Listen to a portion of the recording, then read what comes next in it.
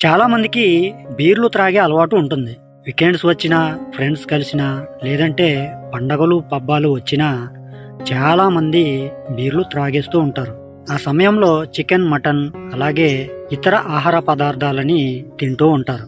అయితే ఈ వీడియో యొక్క ఉద్దేశం ఏమిటంటే, బీరు త్రాగేటప్పుడు ఏమి తినాలి, ఏమి తినకూడదు, ఈ రోజు ఈ వీడియో ద్వారా తెలుసుకుందాం. అంతకన్నా ముందు మీలో ఎవరైనా మన ఛానల్ని మొదటిసారి చూస్తున్నట్లయితే ఇటువంటి హెల్త్ బెనిఫిట్స్ అండ్ ఇన్ఫర్మేటివ్ వీడియోల కోసం మన ఛానల్ని సబ్స్క్రైబ్ చేసుకోండి. అలాగే ఈ టాపిక్ అనేది నచ్చితే కంపల్సరీ లైక్ అయితే మాత్రం మర్చిపోకండి. మరి ఇంకెందుకు ఆలస్యం, నా పేరు Jayaramakrishna. Welcome to our channel ఇట్లు మీ ఆర్కే.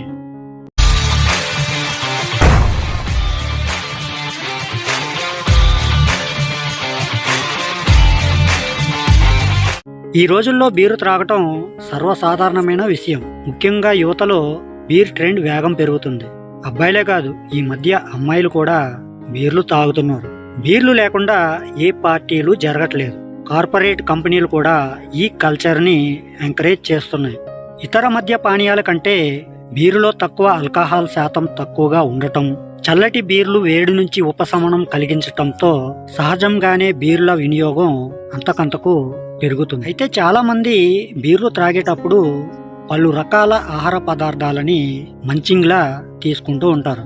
బీర్తో పాటు చికెన్, మటన్, ఆమ్లెట్లు, డ్రై ఫ్రూట్స్ అలాగే పిజ్జా, పండ్లు వంటివి తీసుకుంటూ ఉంటారు. అయితే ఇందులో చాలా మంది నాన్ వెజ్ పదార్థాలనే ఎక్కువగా ఇష్టపడతారు. కానీ వాస్తవానికి బీరుతో మసాలా అధికంగా వేసిన పదార్థాలని తీసుకోకూడదు.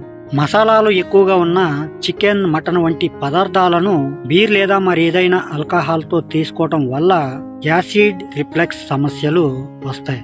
కడుపు కూడా ఉబ్బరంగా ఉంటుంది. అందువల్ల గ్యాస్, ఎసిడిటీ సమస్యలు మరింత పెరుగుతాయి.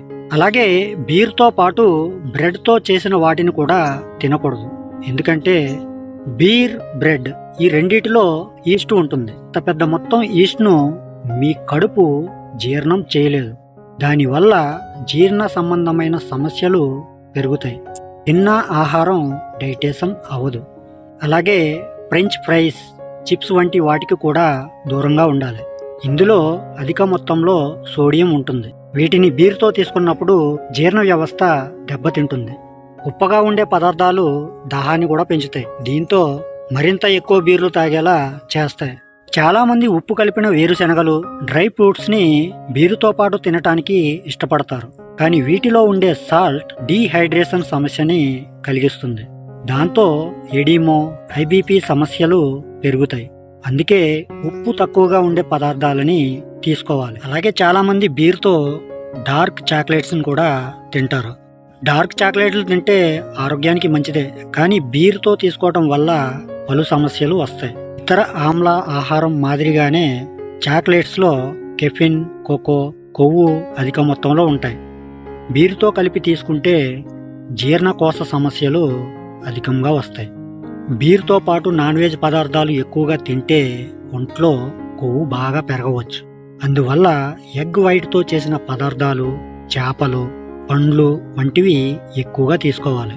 ఉడికించిన వేరుశెనగ, మొలకెత్తిన విత్తనాలు వంటివి కూడా ఎక్కువగా తీసుకోవచ్చు. సో ఫ్రెండ్స్, అర్థమైంది కదా బీర్తో తీసుకోవాల్సిన ఆహార పదార్థాలు, అలాగే తీసుకోకూడని ఆహార పదార్థాలు.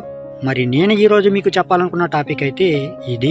ఈ టాపిక్ అనేది మీలో ఎంతమందికి యూజ్ఫుల్ గా అనిపించిందో వాళ్ళ కింద కామెంట్ సెక్షన్ లో కామెంట్ అయితే చేసేయండి.